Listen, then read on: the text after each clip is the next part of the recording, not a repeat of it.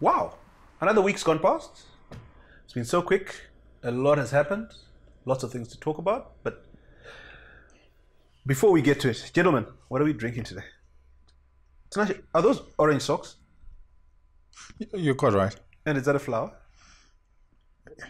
Yeah. What have you got to say for yourself? No, I think I look quite okay with blue, and yeah, it's a blue outfit with orange socks. Anyway, that's your opinion. What are you drinking? Well, you know what Thomas Aquinas said about beauty and aesthetics, that there are three functional things that must be there for something to be termed beautiful. Educators. Okay, so the first element is integrity, and that's purity or perfection. When you look at something, it must have integrity. Then the second thing is it must have harmony, and here he's talking about proportion, symmetry. And then the third is clarity. So that's why diamonds, when you measure and look at diamonds, it's just how much clarity there is. Or a fruit, then it's just how colorful it is. So just enough color makes an outfit have Thomas Aquinas' three elements of what is beautiful. So who was Thomas Aquinas, and why do we care what he thinks? Well, you do. He was a moral philosopher in the 13th century. And a lot of our political philosophy, as well as moral philosophy, is guided by what he said. And a lot of our ideas on free market is actually guided by what he said. Are we going into a rabbit hole even before we introduce the drinks? Can we maybe just introduce the drinks, gentlemen? Yeah. No, I was just making a point why I have orange socks. Yeah. But because we're going down a rabbit hole, I thought that I stick to something that I'm very comfortable with. So I'm still in East Africa and with Kericho tea. One day you're gonna tell us about East Africa, and how it seduced you. It did seduce me. Yeah, well, I'm sure the moment is coming. Rvar, and us? Yes, we are having something much more interesting than Kenyan tea. We are having cognac, which is basically French brandy. This particular version is the Hennessy VSOP. And so even though cognac is French, the designations are actually English. So VSOP stands for Very Superior Old Pale. And you might be curious as to why a French beverage has English labels. And it turns out that when cognac... Okay, so we're going down another rabbit hole. Yes, of course. Okay. I'm just going to, I think it's quite an interesting backstory. Okay. So it turns out that cognac came into its own because of British merchants who were trading it.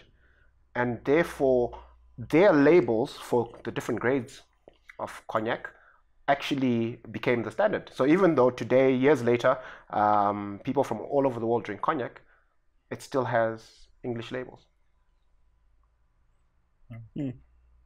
Interesting. My comment to this is you are developing an annoying habit of selecting drinks of salubrious characters. A few weeks ago, you made us drink Johnny Walker Blue. No, I did not. Now we're having Hennessy. Somebody actually... Your brother. Kindly made that available to us. Yeah, well, okay. Unfortunately, I do not have more. Do you have an opinion on this particular beverage? Apart from whining about its associations with Africa's less savory business people. We will dispute that on another episode. It's all right. It's all right. It's free. Anyway. It doesn't have any raw eggs. So as far as I'm concerned, it's way better than 3-4 weeks ago. Gentlemen, a lot to talk about. Once again, if anybody thinks we know what we're talking about, they really ought to have their head examined. But I thought this week we'd pick up from where we left a couple of months ago on the role of entrepreneurship. looking at our GDP statistics over and over again, it looks like the productive sector is declining in its proportion to the economy, and service sectors, particularly trading, are growing in their contribution to our GDP.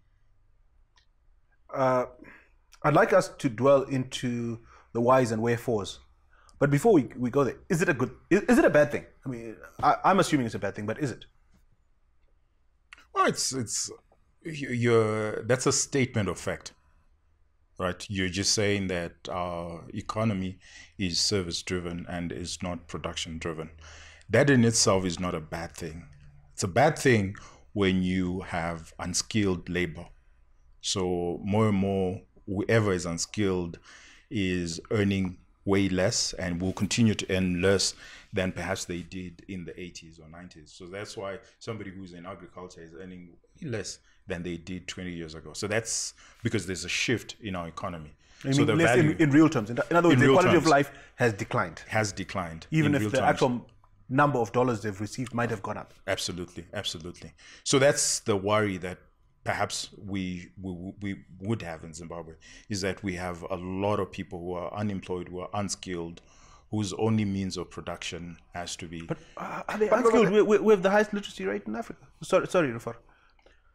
Well, look, the Industrial Revolution happened more than 200 years ago, and that's the last time in global history that the so-called productive sectors dominated world economies. So if you look at Europe and the rest of the developed world, you'll find that the biggest contributors to GDP is not the so-called productive sector. It's not manufacturing. It's services. It's services. But which services? And that's across the board, from finance to tourism to information technology. Right, services dominate global GDP. But is our mix of services the same as the one you're talking about? So when we look at our numbers, they're dominated by wholesale and distribution. Am I right? Yeah.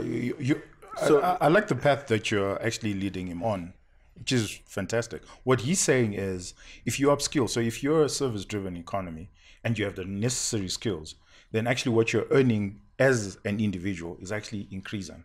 But if your economy shifts and most of your labor is unskilled, it means that their wealth is actually declining and what their income capacity is actually declining. So that's the fundamental difference between the Industrial Revolution and what we're having.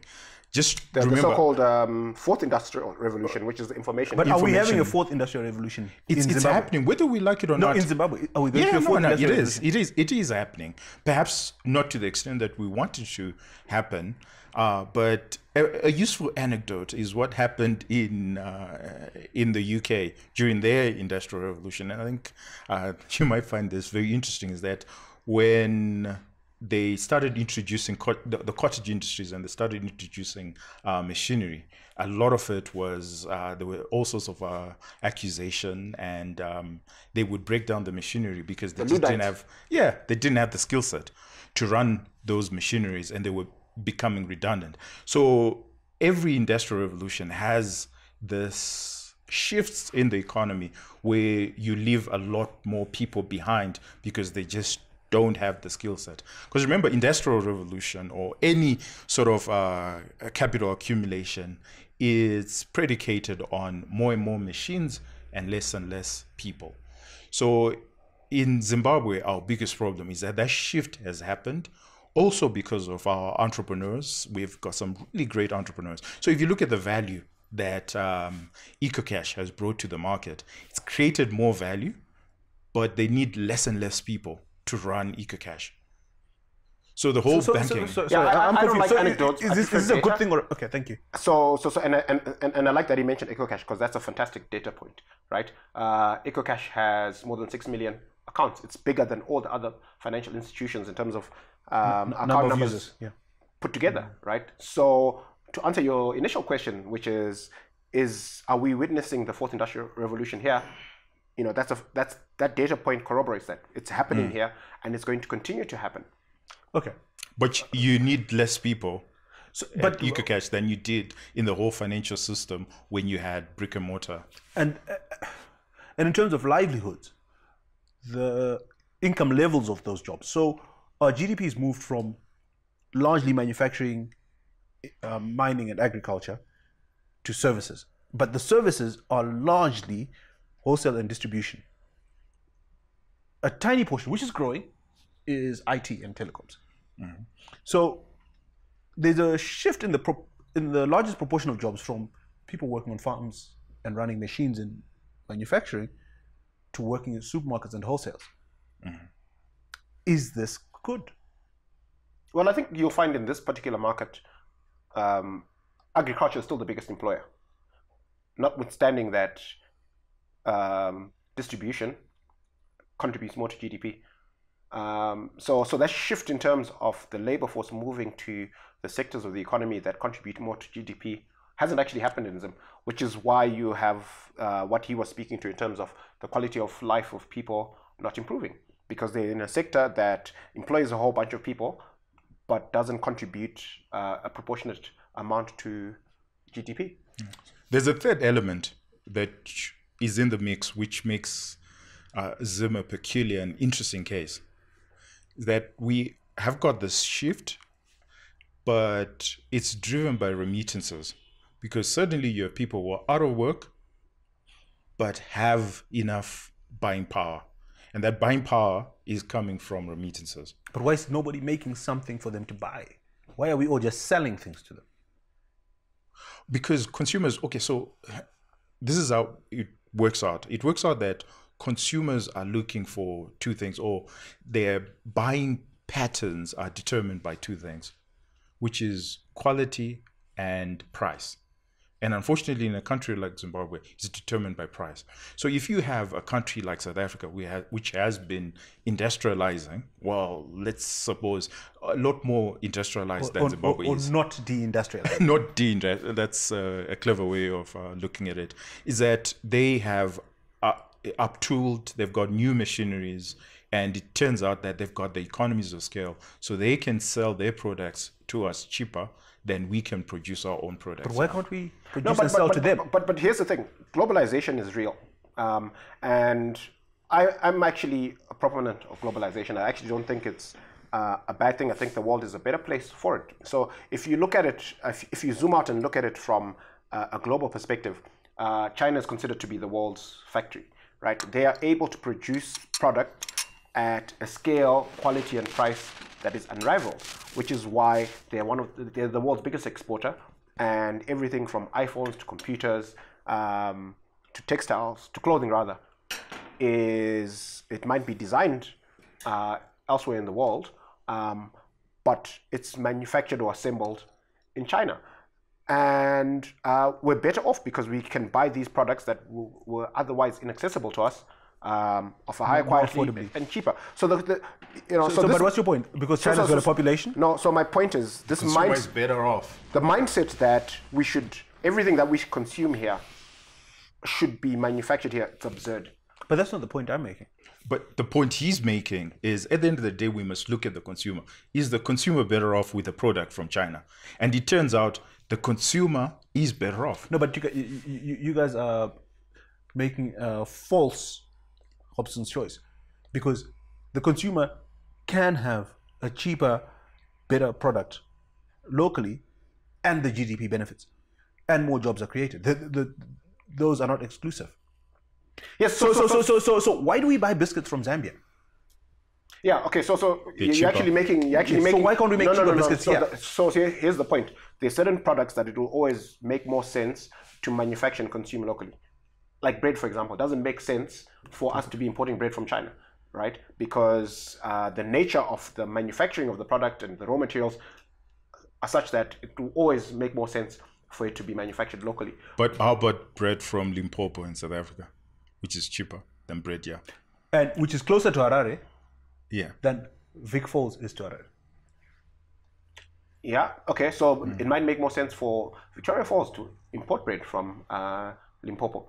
But if they can build a plant and be cost competitive, then it makes more sense. But if they can't, and that's my point. Why is the plant not there? Why am I wearing jeans from China?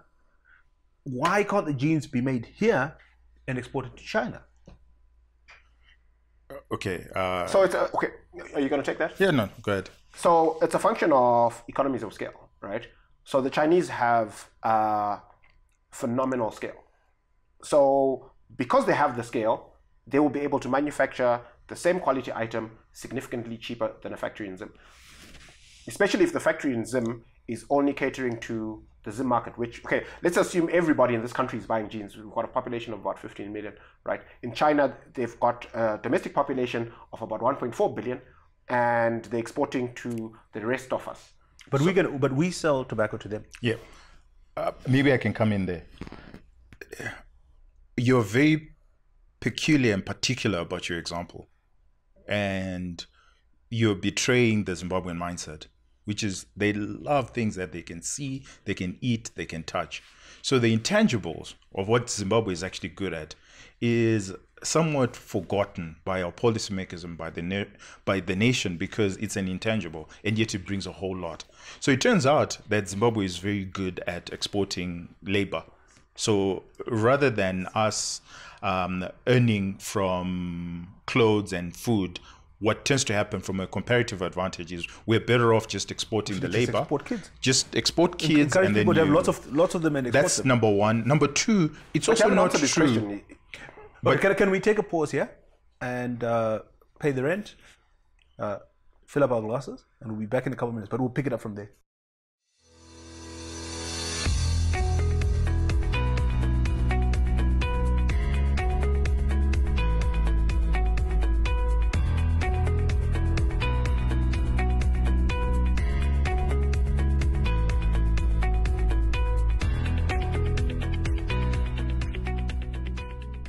Welcome back. Just before we took a break, Tinashe, you were lecturing us again about what we're good at and what we don't appreciate about ourselves. Yeah.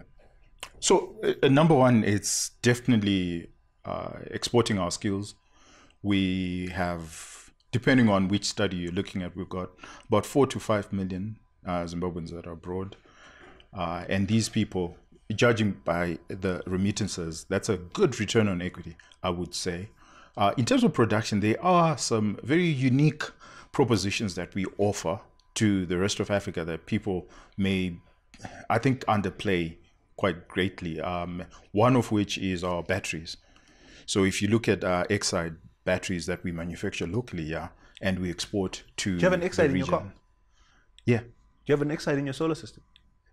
No, not in the solar system, because in the solar system you need a different kind of battery, and they haven't started manufacturing those, but they have the technology. Okay. But you'll be so surprised that our batteries go as far as Tanzania and Kenya. Well, from your favorite part of the world. Malawi as well. But I think that's the beauty of the market. The danger of having a central planner is that you determine what you're good at. You sort of say, pick and choose, and you think that we're good at one thing, jeans, for example, and not letting the market be. Because when you let the market be, those production... So you think we can actually produce, and we can be a production-driven economy, but... It's not up to us. You see, at the end of the day, you don't care whether it's production or it's service or whatever it is, as long as it's producing, as long as we have a comparative advantage to the rest of the world. What you need to do is not to determine it, is not to be a central planner and say, oh, I want this, is to allow the market to be. So let me give you... Are you letting him get away with this? No, I agree with him. We're both free market capitalists. Yeah. And I think we're far better off if the market decides that we're very good at manufacturing socks, for example, then let's So if we're good at buying and selling to ourselves, that's a good thing. Yeah, we're good at importing and selling to ourselves. Yeah. I mean, look at a country like Dubai. No, they import and export. We import and sell to ourselves. Well, you see, there's no way, if you look at the Zimbabwean market, and you look at consumer demand, you're probably looking at maybe 8 million people. That's a very small market compared to the rest of Africa. Why do you say half? So you're saying half of the people have no money to... Abject poverty. The other half rely on handouts. So isn't this exactly why we should be making things to export?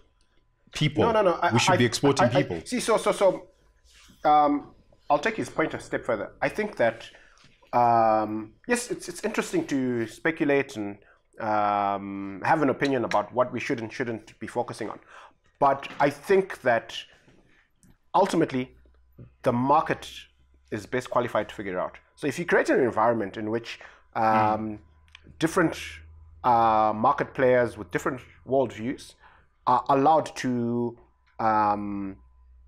test their opinion. So if somebody thinks it's a great idea to manufacture socks for export, by all means allow them to run that experiment, raise a bit of capital, set up their factory, see if they can compete with the Chinese or the Vietnamese, right?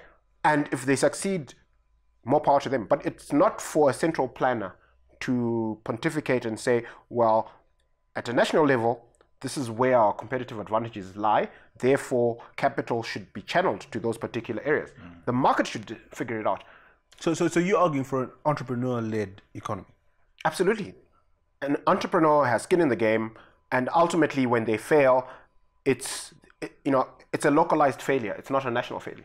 But if the state chooses that a particular sector is important and needs to be resourced, and they allocate capital to that sector, and that experiment fails, then all of us pay for that failure. Okay, so entrepreneur versus state. But is it simple and binary? Or are there other models? Or are there other things that are needed, other ingredients needed for a successful economy? The most important one is capital. So you can actually have great ideas, you can have great entrepreneurs, and Zimbabwe is a classic case of that, but capital is just not there. Do we have great ideas? Oh, absolutely. Show me one. Absolutely. Yeah, Show me a great idea that hasn't been funded. But they've all been funded. Yeah, and this is why I disagree with Tinashe, because I don't think capital is a challenge. You don't think capital is a challenge? We have a great idea that hasn't been funded. We have capital in this market. We have a capital challenge in this market because we have basically at a national level we have a toll gate, right, which is basically exchange control, where anybody bringing in hard currency is getting a massive haircut, right? So so anybody thinking about investing in Zim and doing it through legal channels is just going to look at the toll and say, actually, doesn't make sense, right? If we removed that toll gate, a lot more capital will come into this market. Okay. Two things. That's regulation, right? So let's take that out. So suppose we had the right... Tinashe's world can only be perfect, right? So he can only talk in a perfect world. He must remove all imperfections. Perfect world. It's comparable. So comparing Zimbabwe's regulations, this is where I agree with them, that when you compare Zimbabwe's regulation to the rest of Africa, so that's a very low bar already. And we're not acquainting ourselves as well as we should in terms of just purely the regulation, getting capital to come in. Because a lot of the capital flows is portfolio flows. So it's people who are looking for a high interest rate. So that's how the money comes in, because we offer a higher interest rate, but they should be able to take their money out. And unfortunately in Zimbabwe, you can only bring your money in here, but you can't take your money out. So that's already a... But even if you could, even if you could take it out, right? If the fair value of a US dollar is 140, and when you come in at 85, why would you do that, right? Who in their right mind, no matter how attractive the investment proposition on the other end is, who on their right mind on entry is going to take such a haircut? So basically you guys are in agreement that the real problem is we can't attract capital, and we can't attract capital because of regulation. I would go further than just regulation. So that's why I wanted to put aside regulation, because that's one way we agree. But I wanted us to focus on the thing that we actually disagree on. Which is whether an economy develops because of entrepreneurs and entrepreneurial-led, or it's actually capital. And you reckon it's capital? But we can print money. No, that's not capital. No, that's not capital. But it's money. And I'm really in the words of Bob. Love in to the words hear. of Bob, Mangambonzwanyika got broken. Yeah, and what does his legacy tell us? Okay. How did that story end? So I'd love to hear first Rufaro's argument. Okay, so I will always go with entrepreneurship instead of capital because so let's look at what the data on the global stage tells us, right? Because if you look at Europe, if you look at China and Japan, Asia, and the US, I don't think any of those jurisdictions has a capital challenge, right? But what you'll find, which I find quite remarkable, is that the world's biggest, most successful tech companies, for the most part, were founded and are based on the west coast of the US, right? So is it because California has more capital than Europe and China? I think not. If you actually look at the history of these huge tech companies, Amazon, Apple, Google, they weren't founded with massive amounts of capital, right? But today, Apple is worth $2 trillion. Amazon is worth almost $2 trillion. Microsoft, the same, right?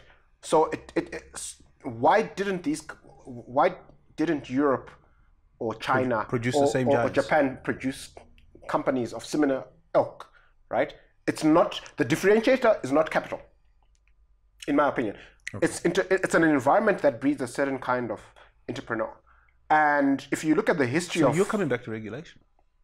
Well, not so much regulation. I think it's a culture. I think let him speak purely on that. So if you look at the history of the US and you look at the history of the West Coast, the people who settled on the West Coast were, by their nature, were entrepreneurial because they were exploring the West. They were taking huge risks, right? Because I don't know how much of the history of that part of the world you're aware of, but that's where the El Dorado was, right? And there was this massive gold rush, right? And there were all these people with big dreams and nothing. Who went out there and aspired to create fortunes. And that's the mindset of the people that you have there. And if you look at the culture today in in Silicon Valley, right, it's a melting pot of people from all over the world with different upbringings, who have different cultures, and they tolerate and accept each other in a way that's not true in a place like China or the UK or Europe, right, which is more conformist. But Rufaro, Zimbabwe was an El Dorado. Why have we not turned out the same way? And that's I've heard your case.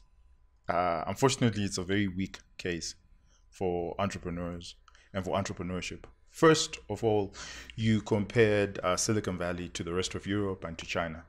So the question I would ask you is, first of all, let's compare Silicon Valley to everywhere around America.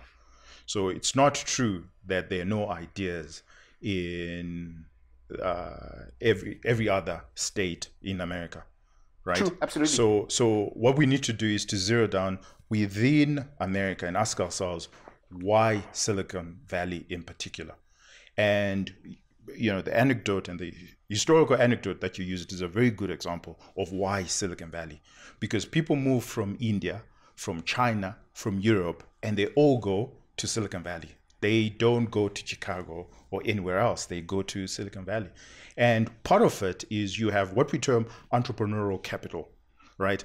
What El Dorado did to the Silicon Valley was to produce wealthy entrepreneurs, which 2-3 generations later, they may not necessarily be entrepreneurs, but they're capitalists and they will invest in their ideas. So they're open-minded enough to invest in new ideas. And they're wealthy enough to actually invest, which is quite different from Europe, which is quite different from Asia and elsewhere. This part of the world. In this part of the world. And to give you a good example is the difference between Johannesburg and Harare, right? That Johannesburg became a magnet and attracted a lot of entrepreneurs. First of all, because there was gold. Gold and diamonds? Gold and diamonds. But that gold and diamonds then produced entrepreneurial capitalists who were saying, okay, I've made this money. What will I do with it? I will invest in a new idea. They're open-minded enough. And the thing that will separate Silicon Valley from everywhere else in America, so the first thing is we must look at America, is it's not that there are no brilliant ideas elsewhere. It's just that the base in California was of people who had money, but we were open-minded enough to invest. The problem. So what's the magic sauce? Is the magic sauce having the money, or it's having the open mind? Can I come in? Yeah. I think money and ideas, but one of the important things about money that makes Silicon Valley different, or the West Coast different, that makes Joburg different, is the money is disaggregated. So, I touched on this country was an El Dorado. India had a similar story. A lot of the countries in the Far East had similar stories, but they were all colonized by companies under concession. So the wealth ended up in a concentrated minority. So you had to go, if you had a great idea, all the money was sitting in the BSAC. You had to go and sell your idea there. And after that, it was people that had benefited from the BSAC. It had happened, people that had benefited from the East India, what is it called? East India. Yeah, that company. Yeah. But whereas you didn't have a similar one in America, you didn't have a similar one in South Africa. So a lot more people had money in South Africa. A lot more people had money in America. That's a very good point. But I think that was, let's call it decades later. What actually happened at the beginning, if you look at Kimberley and how Kimberley developed, and this might be very useful, it's to support your point, but you just contextualize it a little. Well, I like this. You're learning to be more polite. but maybe we need to take a break now, and we'll let you come back and lecture us about Kimberley. I'm going to forget. No, we'll remind you.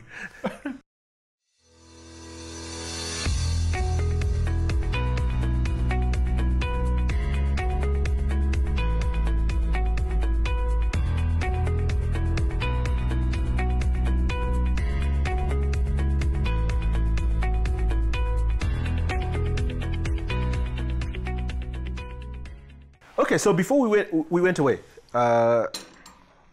Tinashe, you were about to tell us what is very interesting about capital and Kimberley that perhaps would shed light on why Joburg is today a hotspot for entrepreneurship and Zimbabwe is the opposite. So it's to really build on your point about the disaggregation of capital. That it's actually a very good point, an important point, especially in California and Joburg. When you look at El Dorado and you look at Joburg, and I was using an example of Kimberley, what would literally happen when you would claim your claims, your diamond gold claims? What would literally happen is the governor of the particular area would put out an advert and say, on Saturday, we are running a race and you can peg, right?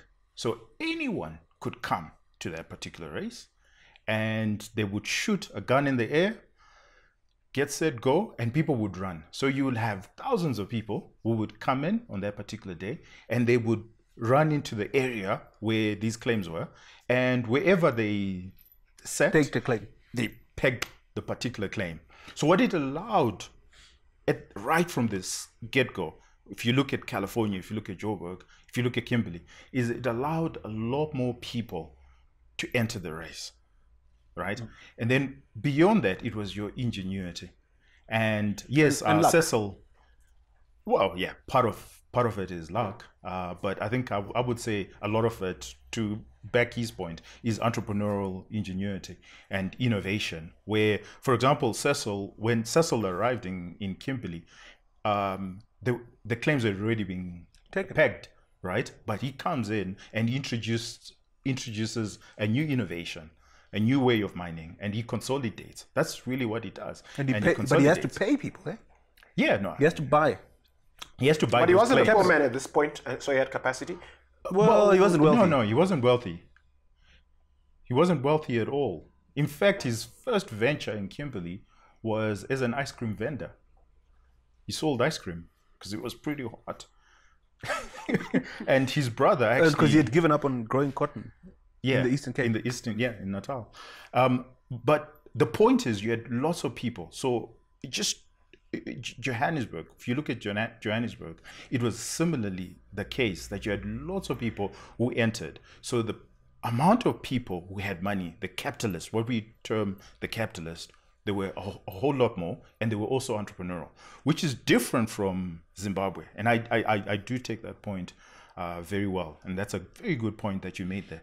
That I feel like you're setting me up for something here. No, not even. But it's a very good point that when you look at the get-go of Zimbabwe, you had one man, or you had one company. Let's not call it one man, which was fair enough. He had done the conquering, and he set up this one company. And that is just unfortunate, because then you have to rethink that model. But coming to India, where I was now differing. So you're right as far as California and Johannesburg is concerned, and then saying disaggregated capital allows as many ideas to actually be funded, because you have lots of competing individuals.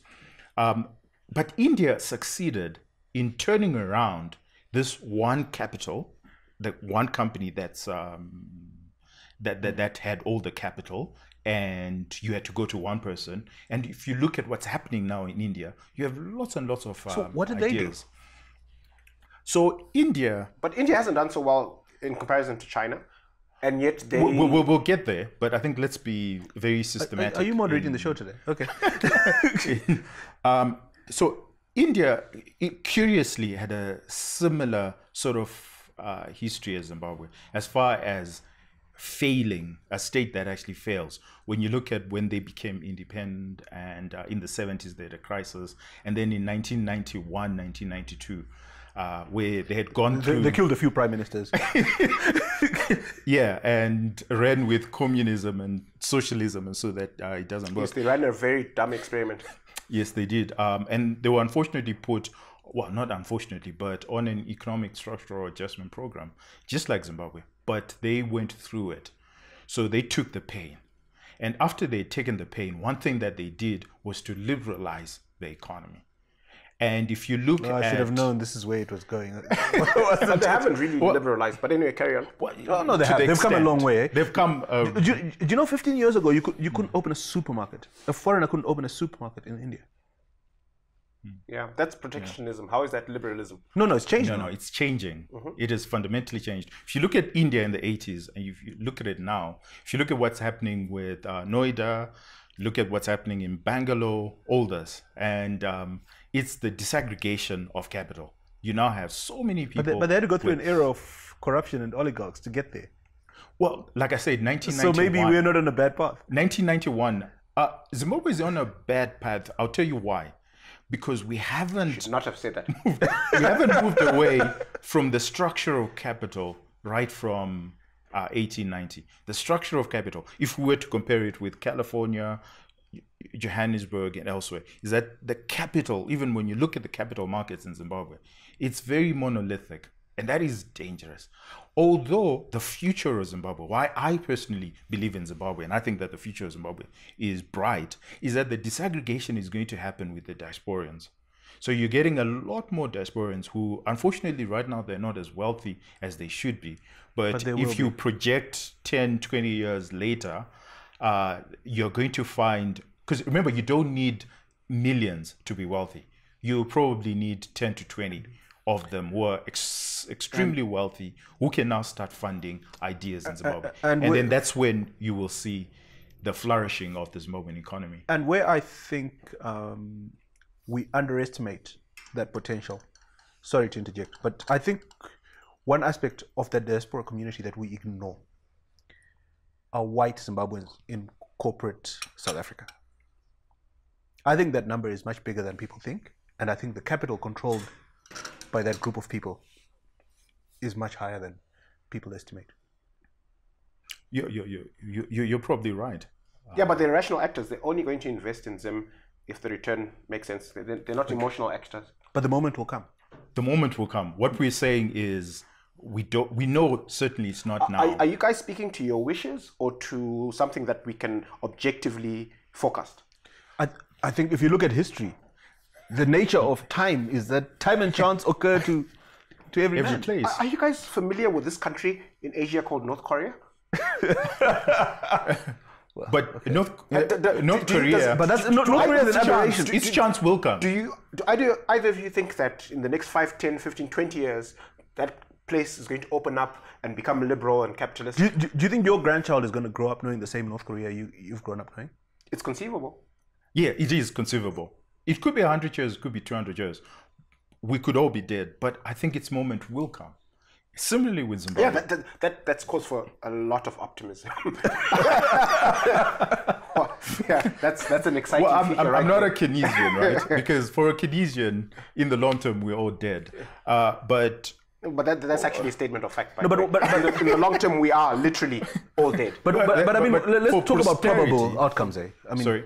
Let's talk about probable outcomes. What is the probability that a moment will come? I think it's fairly high. Why? You know, I think that, you know what, I have been fully inoculated of the inoculated of the pre-November 2017 optimism about Zim, because the narrative then was that, well, we've got one particular person in Mugabe who is responsible for all our problems, and the moment that individual exits the stage, it's honey and roses or honey and milk, and that didn't pan out. And I think that, you know, it's easy to imagine catalysts that will lead to a more prosperous. So why haven't you left them? Perhaps I don't. Because you believe the moment is coming. Well, I wouldn't want to personalize it, but what I want to do is to attack. Sorry, Rufan. I want to attack his point and actually agree with George that the moment is closer than, and going back to California and everywhere. So what George is saying is there are people who have the entrepreneurial bug in them, who left this country, right, and who are acquiring capital. And once they have that particular capital, one thing becomes obvious. If the opportunity is in Zim, they will come back to Zim, right? That's the nature of the thing, right? But also, what tends to happen with capital, and I don't mean to be political, but it can fund its own political change. It's just that we don't have enough diasporans who are thinking, or who have enough money. But when you have enough diasporans who now think of a political change, and here I have Israel in mind, that the only reason why the state of Israel happened in 1948, 1949, yeah. 1948, 1949 is principally because you now had a Jewish class that was highly moneyed, that had money, right? So they could determine. They could go down that rabbit hole. No, we're not. By the way, no, we're not going down that rabbit hole. But what I mean is they could literally determine. Because the Zionist movement existed for decades before. But why didn't it happen? Okay. I don't want to go. The point I'm trying to make is I don't want to be accused of inciting a revolution on the show, but I think the point that he's making, which you are agreeing with him, is that eventually the moment came. No, I think Israel was lucky. I don't think it was inevitable, and it was inevitable. And to me, you know, I love to look at the data. There are these countries on the global stage, like North Korea, like Cuba, like Venezuela. Cuba's moving forward. Is it? Yes. Yeah. In the Venezuela's moving backwards. Yeah. So things change. But Bolivia's moving backwards. Yeah. So things change. So this narrative that it's inevitable that there will be reform, that we will stop doing, you know, stupid unwise. I was trying to. You've been drinking. What are you? No, let's call it for what it is. What are you putting in that tea? Like we're gonna, you know, one day we're gonna wake up and start doing economic policy that works, right? Look, that's my wish, you know, and and I'm not saying that, look, we're doomed to an eternity of poor policy. I'm saying that it's not inevitable that we are going to reform and start doing policy that works in this part of the world. I beg to differ. I'm actually very optimistic about Zim as far as that's concerned. And primarily, and I call it the clash of civilizations, that the more and more we have people in the diaspora, the more and more they make money, the more and more they will determine the policy in Zim. And I think there's a breaking point. And to your argument, I don't know when that breaking point is. But to me, it's certainly closer now than it was 20 years ago. And when you have 5 million, it doesn't take the whole 5 million to change Zimbabwe, or to start determining the course in which Zimbabwe will take. If you look at remittances already, right? Yep. They're starting 20 years ago, not even 20 years ago, but 10 years ago, remittances did not have as much an impact on our economy as it has now. Mm-hmm. That's true. That's a fact. But this is not people who are sending money home because they believe in a bright future for Zimbabwe. We don't They care. have parents here that they care about. As and economic that supporting, analysts. and siblings and No, but relatives. I don't think we're talking about the current remittances. We're talking about the piles of capital they're sitting on top of. Yeah, okay. So so let me be a devil's advocate of that particular argument, right? So if I'm in Joburg or London or New York and I'm a Zimbabwean working and living in the diaspora, and I build up a bunch of capital, and I have two options. I can invest it back home in Zim, where there are all sorts of macroeconomic challenges, and there's risk that my land can be expropriated, or I might not be able to ship money out or import product, or like there's a myriad of potential problems. Okay, or I can buy startups on the west coast of the United States that could potentially be worth 10, 100, 1,000 times more in 5 to 10 years. Why would I invest in them? I'll tell you why. And this is exactly how Silicon Valley developed, right? That the kind of capital, it has to be entrepreneurial capital. So yours is a very reasonable sort of capital, right? And it's making the reasonable decisions. But that's not entrepreneurial. The entrepreneurial is the harder the problem, the more money they will put in. Now, the biggest problem is you don't have enough capital. So even in Zimbabwe right now, would you agree with me that you do have Buccaneer? I'm not going to let him agree Buccaneer capital. Because we've got to wind up. Okay. Would you agree that we have Buccaneer capital coming into Zimbabwe? And the difference between now and 10 years later is that the Buccaneer capital will now be Zimbabwean. Okay, we've got to really end it here. It's been lovely having you along. I'm not sure how you're feeling. Perhaps you're more inclined with Rufaro, who speaks more along the lines of my favorite playwright, who makes an appearance again this week, Samuel Beckett. They give birth astride of a grave. Or perhaps you're with Tinashe and Andy Brown. Karatritese Tichango Shaina. But what's important to us is you consider these matters, you deliberate them, you form your own opinions. As usual, we'd like to see your comments on our social media handles. Let us know what you think. We will try and acknowledge and respond to as many comments as we come across. In the meantime, stay safe, enjoy your weekend, be good. If you can't be good at it.